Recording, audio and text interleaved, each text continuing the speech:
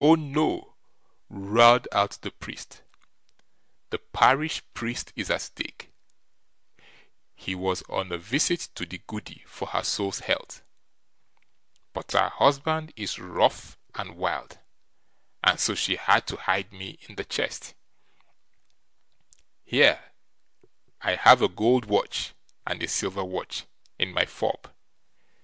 You shall have them both, and $800 beside, if you will only let me out." "Nay, nay", said Peter, "is it really your reverence after all?" And with that he took up a stone and knocked the lid of the chest to pieces. Then the priest got out, and off he set home to his parsonage, both fast and light, for he no longer had his watches and money to weigh him down. As for little Peter, he went home again and said to Big Peter, "There was a good sale today for calfskins at the market." "Why, what did you get for your tattered one now?" asked Big Peter. "Quite as much as it was worth. I got $800 for it, but bigger and stouter calfskins fetched twice as much", said little Peter, and showed his dollars. "'Twas well you told me this", answered Big Peter, who went and slaughtered all his kine and calves, and set off on the road to town with their skins and hides. So when he got to the market, and the tanners asked what he wanted for his hides, Big Peter said he must have $800 for the small ones, and so on, more and more for the big ones. But all the folk only laughed and made game of him, and said he oughtn't to come there. He'd better turn into the madhouse for a better bargain. And so he soon found out how things had gone, and that little Peter had played him a trick. But when he got home again, he was not very soft-spoken, and he swore and cursed, so help him, if he wouldn't strike little Peter dead that very night. All this little Peter stood and listened to, and so when he had gone to bed with his mother, and the night had worn on a little, he begged her to change sides with him, for he was well nigh frozen, he said, and might be 'twas warmer next the wall. Yes, she did that, and in a little while Big Peter came with an axe in his hand, and crept up to the bedside, and at one blow chopped off his mother's head. Next morning in went little Peter into Big Peter's sitting room.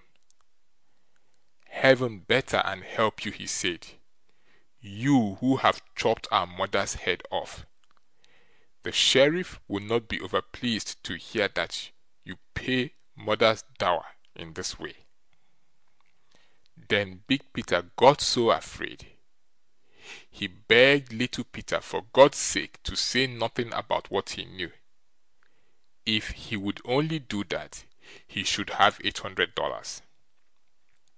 Well, little Peter swept up the money, set his mother's head on her body again, put her on a hand sledge, and so drew her to market. There he set her up with an apple basket on each arm, and an apple in each hand. By and by came a skipper walking along. He thought she was an apple woman, and asked if she had apples to sell, and how many he might have for a penny. But the old woman made no answer. So the skipper asked again. No, she hadn't a word to say for herself. "How many may I have for a penny?" he bawled the third time. But the old dame sat bolt upright, as though she neither saw him nor heard what he said. Then the skipper flew into such a rage that he gave her one under the ear, and so away rolled her head across the market-place.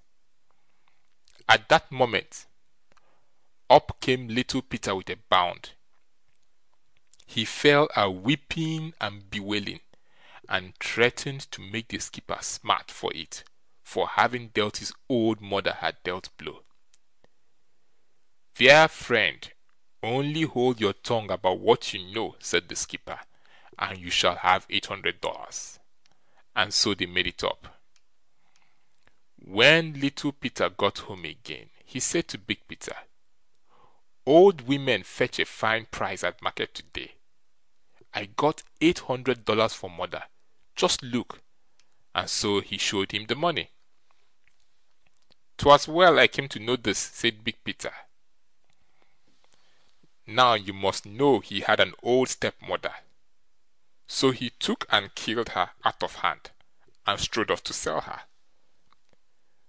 But when they heard how he went about trying to sell dead bodies, the neighbors were all for handing him over to the sheriff, and it was as much as he could do to get out of the scrape. When Big Peter got home again, he was so wroth and mad against little Peter, he threatened to strike him dead there and then. He needn't hope for mercy. Die he must. "Well, well," said little Peter, "that's the way we must all trudge, and betwixt today and tomorrow there's only a night to come.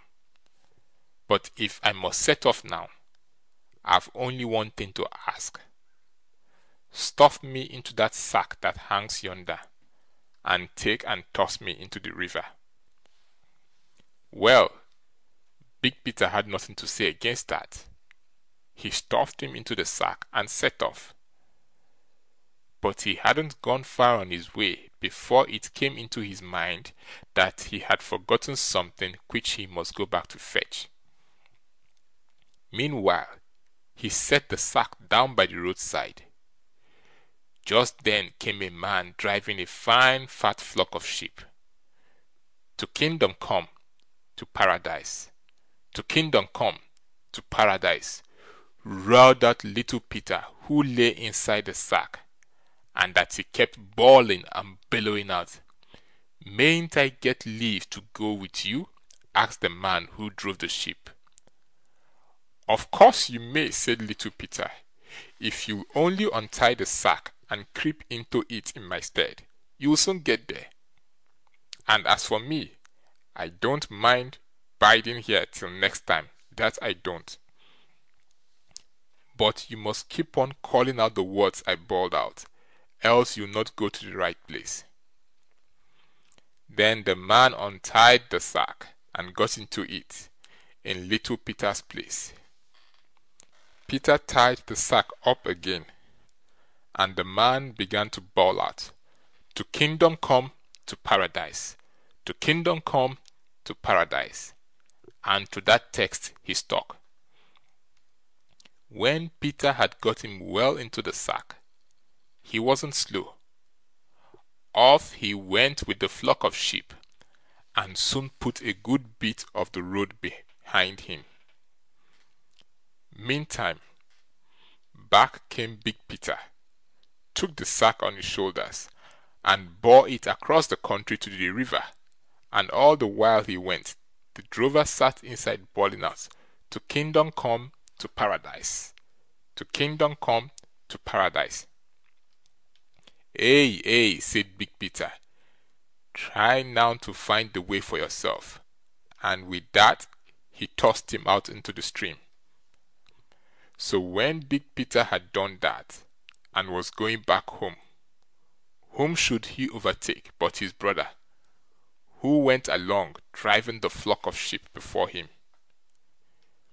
Big Peter could scarce believe his eyes, and asked how little Peter had got out of the river, and whence the fine flock of sheep came.